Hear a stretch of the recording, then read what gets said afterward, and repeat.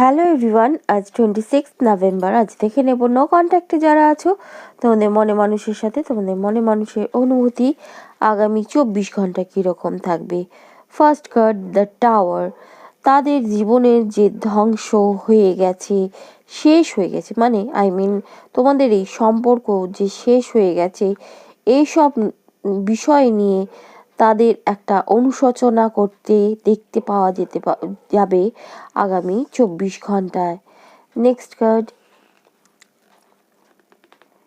Justice.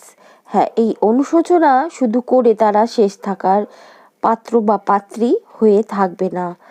তারা justice দিতে চাইবে। কাকে? তোমাদেরকে।